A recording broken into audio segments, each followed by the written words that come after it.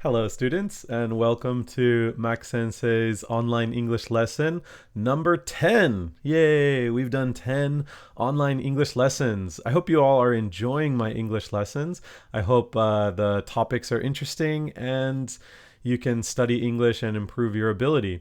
So, do you notice anything new about my background? That's right. I finally put up some of my old ukiyo-e art. I bought all this artwork in Asakusa at the shrine. There's a nice ukiyo-e store and they have beautiful artwork. So I finally got around to putting it up. It wasn't that difficult. I bought the stuff at Daiso. I bought like a wire and some pins, and I just put the wires in my wall and then I hung it from a string. It looks really nice. I like it. Oh, also, if you notice, I have my Hawaiian tiki. He's like a tiki guy. I don't know exactly. And I put a Chibokun hat on him. Hope you guys like it. Okay, so today's lesson, we're talking about science and specifically inventions in technology using nature.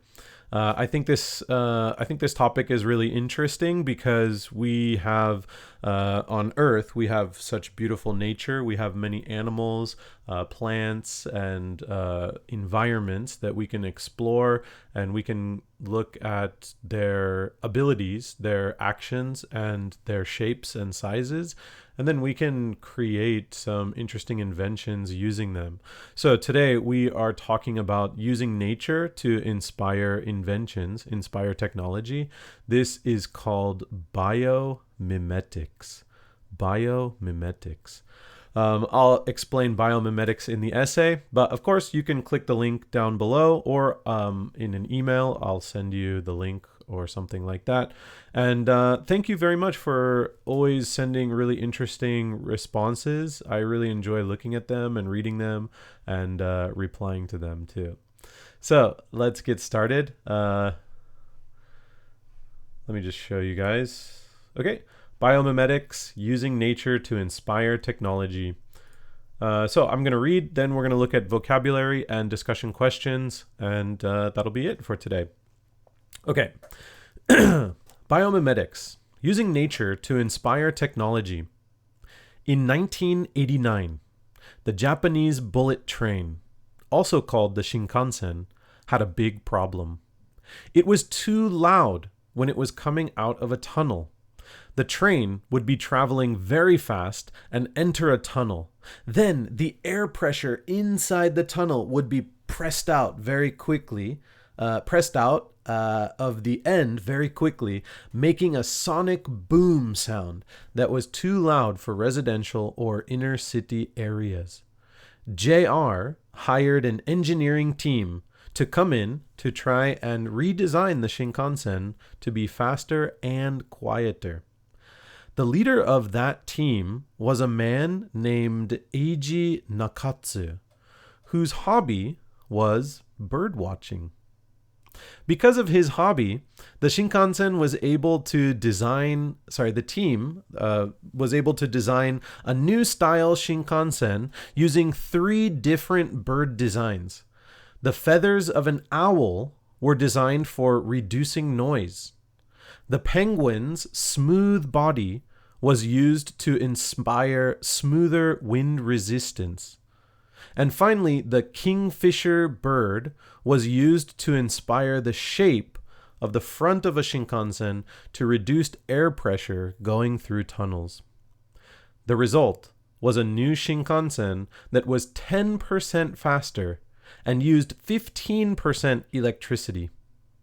It also was extremely quiet when going through tunnels and big cities. When people take inspiration or designs from nature and use those designs to invent something new, it's called biomimicry. Mimic means to copy, and bio comes from the word biology, the study of nature. So why do engineers, designers, and inventors want to copy nature? The answer is evolution. Living organisms have evolved over millions of years through trial and error to perfect their design. A bird's wings are the perfect design for their flight. A turtle's shell is a perfect design for their protection. A giraffe's neck is the perfect length for its diet of tree leaves. Through the process of evolution, nature has made many efficient systems, and designers are looking at nature to make inventions of their own. Let's look at a few inventions that use biomimicry. Velcro, or magic tape in Japanese, was invented in 1941 by George Mestral. Mestral took his dog for a walk and noticed small burrs sticking to himself and his dog. A burr is a small seed that has little hooks on it that stick to animals' fur. Mestral was an engineer and entrepreneur. So he thought that the structure of a burr sticking to fur was a good system of attaching two things together. He invented Velcro as a result. It became a huge success, and a few years later, when NASA used Velcro on astronauts' shoes, as well as using it on the spaceship to secure pens, food packets, and equipment they didn't want floating around the ship. The next biomimicry invention is a swimsuit that copies the skin of a shark. Shark skin is made up of very tiny, small layers of teeth that all point in the same direction. These small layers make the shark move more smoothly in water, and the shark can't move backwards because of its skin. The swimsuit company Speedo invented a swimsuit using the same type of technology. In the 2008 Olympics, 98% of gold medals won were by swimmers wearing the sharkskin swimwear. After the 2008 Olympics, this technology has been banned in Olympic competition. Our final example of biomimetics is the ventilation system inspired by termites. Termites, called shiro-ari in Japanese, create large mounds in the desert, big houses. In the desert's very hot, right? Okay, so these mounds need to stay at exactly 30 degrees Celsius or they will be destroyed. So the termites have built a system of vents that use wind pressure to cool off or heat up the mounds. An architecture company used this same ventilation system to build a shopping center in Zimbabwe, a very hot country in Africa.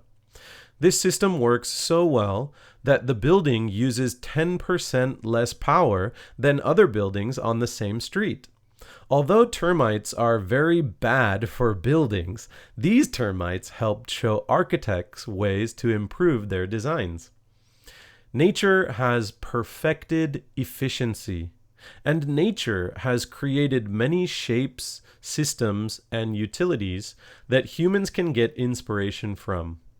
With biomimetics, humans can make things faster, more efficient, better, stronger, and use less power. It will be fascinating to see what new inspiration nature will show new inventors in the future. All right. Talking about biomimetics, I hope you guys can think of more examples, and I hope you guys can think up your own invention using biomimetics. So let's take a look at our vocabulary. I'm going to scoot over here just a little. Okay. All right, so we're going to look at our vocabulary. We have 5 vocab words. Our first one is called sonic boom, a loud, explosive noise caused by an object traveling very fast. At the top, when we're looking at the Shinkansen makes a sonic boom sound that was too loud for residential or inner city areas. So a sonic boom is a loud, explosive noise caused by an object traveling very fast. Next, we have evolution. Evolution is living organisms develop and change over many years. Many years means millions and millions and millions of years, okay? So in our talk about biomimetics, we said, why do the inventors want to copy nature? The answer is evolution. Living organisms have evolved over millions of years through trial and error. This means like, for example, so maybe millions and millions of years ago, giraffes, Keating, a giraffe, maybe they all had short necks and they looked like horses, but their food was really high up. So after millions and millions of years, like these giraffes, they had babies. Maybe the babies had a slightly longer neck, so they survived better. And then those longer necked horses, they had more babies with even longer necks. And eventually after, I don't know, 20, 30, 40 million years, we get giraffes that have very long necks that eat leaves in tall trees. Okay, next is efficient. Efficient, working in a well-organized way with minimum waste. So throughout the story, we talk about efficiency, making more efficient ways and so on. I can't find a specific thing. At the end, it says making things faster, more efficient, so not using waste. Next is entrepreneur, a person who sets up a business in the hopes of profit. So an entrepreneur, like the Velcro inventor George Mestral, he was an entrepreneur and engineer. So when he saw those little seeds, those little burrs sticking to his pants and sticking to his dog, he thought up the idea for Velcro. Very good invention. And finally, ventilation, the supply of fresh air into a room or building. The supply of fresh air into a room or building. So with the termites create their mounds, their houses, and they use ventilation to keep the temperature cool. All right, so let's go to our discussion questions. So number 1, can you think of something that was inspired by nature? So can you think of one other biomimicry, biomimetics, that was inspired by nature? Do you have a different invention? You can do a little research if you want. Number 2, out of the 4 biomimicry inventions in the essay, which one was most surprising to you? So we talked about the Shinkansen, Velcro, the shark skin swimsuit, and also termite ventilation mounds. So which one was most surprising? And just explain why you think so. Number 3, can you think of an animal ability that you think would be useful for humans? Can you think of an animal ability that you think would be useful for humans? So what do you think? Just think of any kind of animal, think of what that animal does, what its ability is, and think how can humans use that to do something? Number 4, how often do you watch nature? Where do you go and what do you do? So I know that some students go to the park or go camping, or they have a cabin in the mountains or by a lake. I go to the beach very often. So I just will explain where I go and what I usually do when I'm there and how I enjoy nature when I watch nature. The final question, number 5, what problems do you think nature can help us with in the future?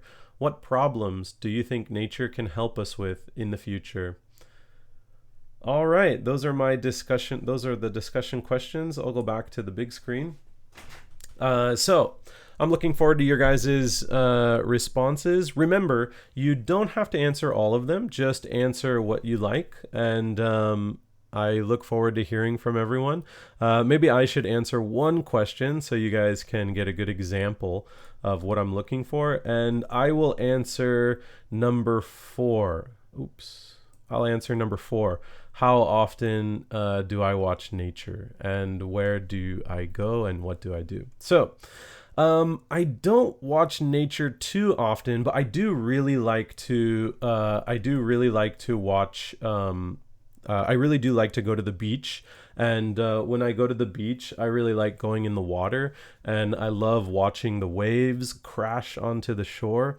I'm not sure how that connects to biomimetics, but I do really like to go in the water, go swimming in the ocean, and enjoy watching the waves. And I also like to watch the birds flying over the water as well. So that's my answer to question number 4. But I would really like to hear all your guys' answers. So let me know. Wow, I kind of messed up the. Okay, so let me know what you guys think. Let me know your reactions to biomimicry, and I look forward to hearing from you soon. Okay, goodbye everyone. See you.